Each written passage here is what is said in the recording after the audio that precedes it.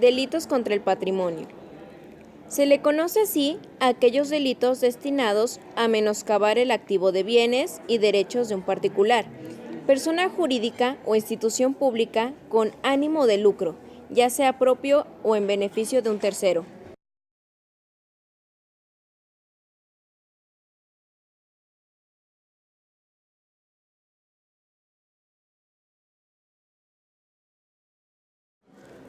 Robo. Artículo 237 Código Penal. Son reos del delito de robo los que, con ánimo de lucro, se apoderan de las cosas muebles ajenas, empleando fuerza en las cosas para acceder al lugar donde éstas se encuentran, o violencia o intimidación en las personas. El robo se constituye como una especie de modalidad agravada del hurto, por las circunstancias concurrentes a la hora de cometer el delito.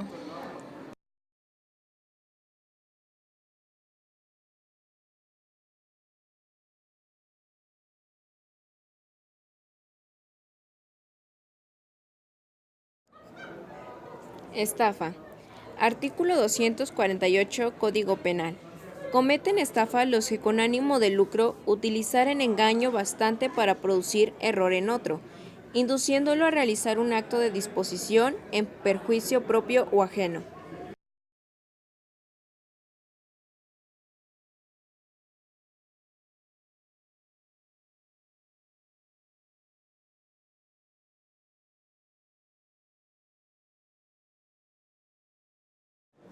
Hurto. Artículo 234 Código Penal. El que, con ánimo de lucro, tomare las cosas muebles ajenas sin la voluntad de su dueño será castigado, como reo de hurto, con la pena de prisión de 6 a 18 meses si la cuantía de lo sustraído excede de 400 euros. El hurto se constituye como la acción de sustraer bienes ajenos, sin la concurrencia de fuerza en las cosas, violencia o intimidación.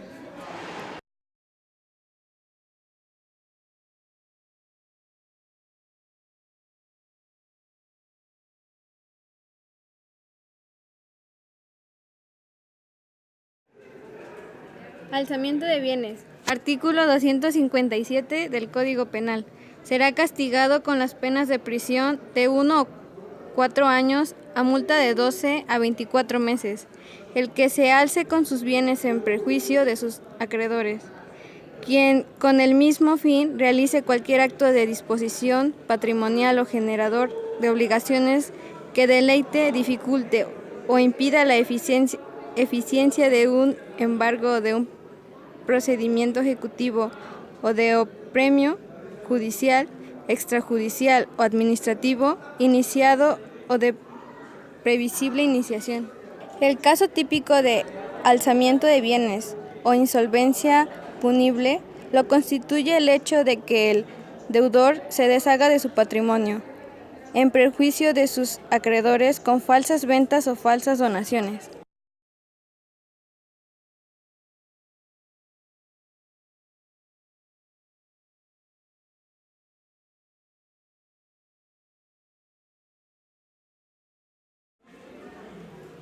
Delitos societarios. Artículo 290 del Código Penal.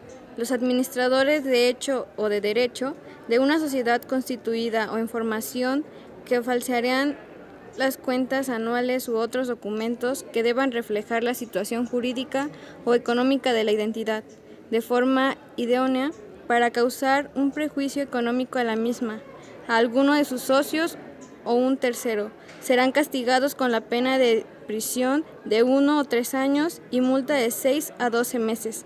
La situación de prevalencia de la que dispone el administrador de hecho o de derecho de una sociedad ya está constituida o en formación, pudiendo manejar o falsear cuentas de la citada sociedad o cualquier otro documento del tráfico jurídico.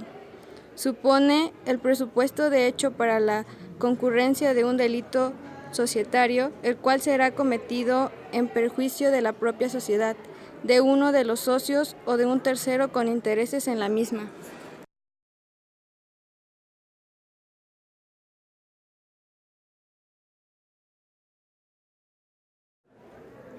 Apropiación indebida. Artículo 252 del Código Penal. Serán castigados con las penas del artículo 249 o 250 en su caso, lo que en perjuicio de otro se apropien o extraigan dinero, efectos, valores o cualquier otra cosa mueble o activo patrimonial que hayan recibido en depósito, comisión o administración o por otro título que produzca obligación de entregarlos o devolverlos o negar en haberlos recibido cuando la cuantía del apropiado exceda de 400 euros. Al igual que el delito de estafa, en el delito de apropiación indebida concurren varios requisitos, todos ellos necesarios para la comisión del delito. Como primer lugar, que el autor del delito reciba dinero o cualquier activo patrimonial en concepto de depósito, comisión o administración, resultando por tanto obligado a la devolución o entrega de los mismos pasado un tiempo o cumplido una condición.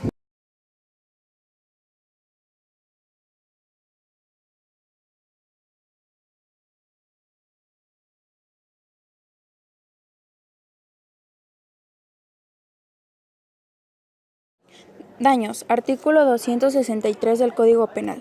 El que causare daños en propiedad ajena no comprendidos en otros títulos de este Código será castigado con la pena de multa de 6 a 29 meses, atendidas la condición económica de la víctima y la cuantía del daño si éste excediera de 400 euros.